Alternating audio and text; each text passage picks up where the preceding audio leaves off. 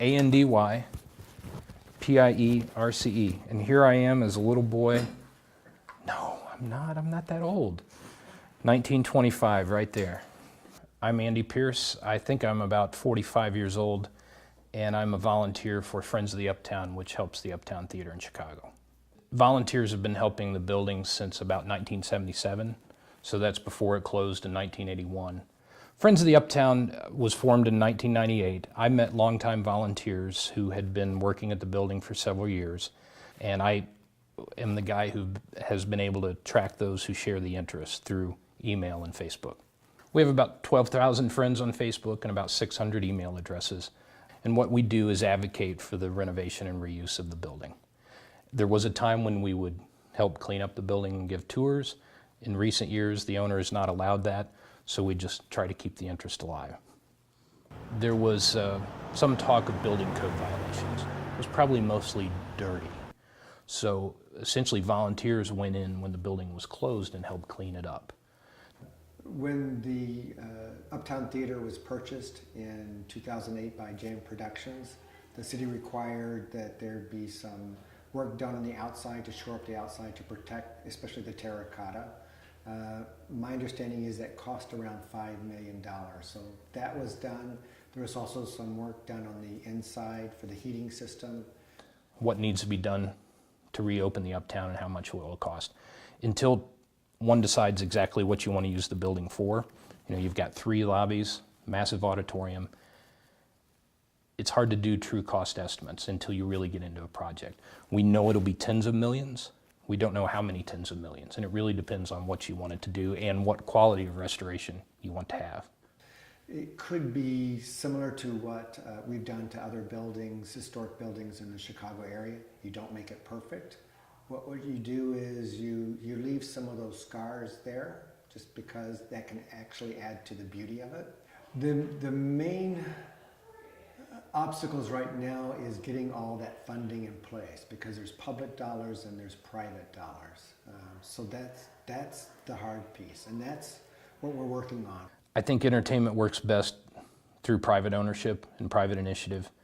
It is a big project, and it will make money for an owner at some point. It's going to be a partnership because this is such a large task, and this theater may belong to Jam Productions, but in a sense it belongs to the entire country. So we're all going to be stepping up and helping. But Jam Productions is working very closely with the Department of Planning and Development to make sure that happens. Everyone is focused on making sure the Uptown Theater is restored, and all parties are incredibly passionate. They may not be on the same page, but they are incredibly passionate to making sure that that Uptown Theater does get done. It's a magnificent building. People feel very strongly about it. I might even feel more strongly if I were old enough to have seen a show there. I'm not, okay? So the folks who did see a movie or a rock concert there, they feel very strongly about it and very passionate, and I know it'll mean a lot to them when Chicago gets it done. So it will happen in our lifetime. I'm very confident. When I began volunteering, the old-timers would say to me, I hope I live to see it. I hope I live to see it, because it's been 20 years for me, and you know, I would have liked to have seen it within the first year or two, right? You want immediate gratification for your efforts. I used to give a lot of tours of the theater. I used to give a lot of tours of the theater on Saturdays. And people would tell me later that they dreamed about it. I don't think you go in there and see it in the condition it's in now or in a restored condition and not dream about it, because it really is out of the ordinary. It's a lot of fantasy.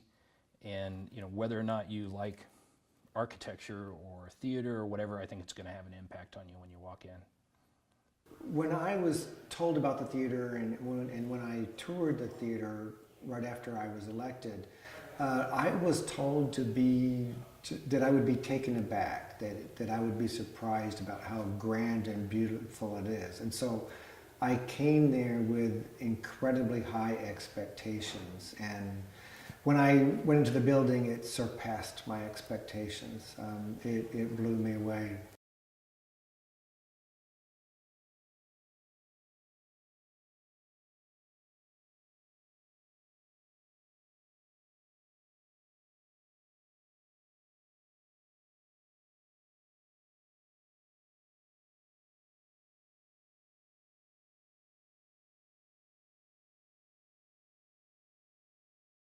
The theater space, I mean, it's the second largest theater in the country outside Radio City Music Hall, about around 4,400 seats. And that's hard to comprehend.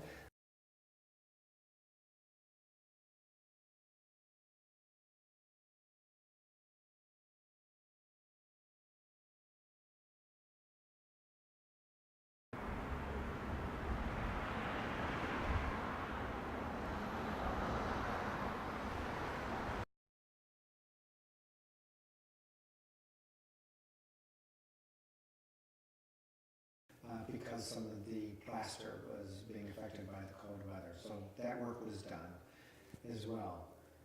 In addition to that, since it's been vacant since December 1981, I asked the mayor and the Department of Planning and Development to do an assessment to see if rehabbing it would have a return on investment, because it's in a TIF district, and the whole purpose of this TIF, the primary purpose, is to redo the Uptown Theater. So that assessment was done. And that assessment said that for this to happen, especially with today's standards, it must be ADA compliant. We have problems with the stage. The stage is very narrow. Today's standards, it cannot be that. The whole stage is an elevator that goes up and down. So when that is restored, we would have to widen the stage area. There's discussions about what to do with the seats with today's standards. So so that's in discussion. And in addition to that, what the city said was that we need to have multiple uses inside there. So we're looking at maybe multiple restaurants inside there, and possibly even some movie theater space in there, and some event space as well. But the primary would be music. So there's discussion about that. And one of the things that we did after we learned that there could be a return on investment if it was restored was we went back to Jam Productions to create a business plan to have this happen. And they have created that business plan, and many people are very pleased with that. So now the hard work, the most difficult task, is getting all that money together. And so that's what we're doing right now. We're looking at that when it is restored. So we're toying around with how much will be done and how much will not be done, but it will be done so that it can be open to the public. There was the Urban Land Institute did a study back in 2000, and they said that for retail to really take off in Uptown, 3 things had to happen. Number one, we had to have a big box come in this area, and that was Target, which is one of the best producing Targets in the Midwest.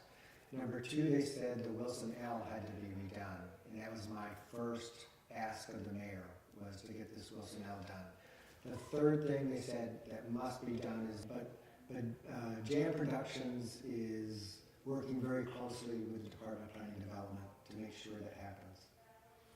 Well, I know it's going to take a lot of work from a lot of different people. Jam Productions has, they have an incredible amount of work set up for them, and so do I, and so does the mayor, who's very committed to this. There's been a lot of false starts and promises about the Uptown Theater, many. So if I made an announcement today, the lead story would be doubt that there would be any truth to what I had to say. So we're very careful about making any promises. People have been burned too many times, and they have every right to be doubtful. When I do make an announcement, it will be real.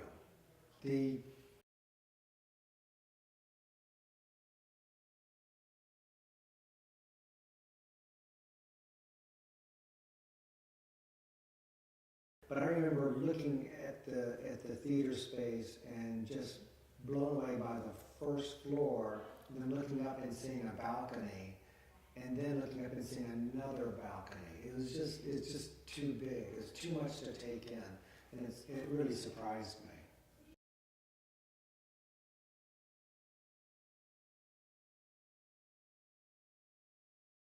It was built for the Baldwin Cats company in Chicago which owned and operated theaters.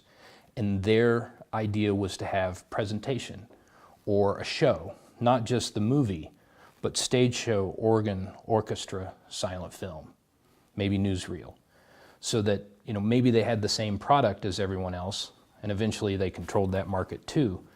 But for the price of your ticket, you walked into a movie palace and you got all of that entertainment around the clock. The idea of continuous performance, that you could come in at any time.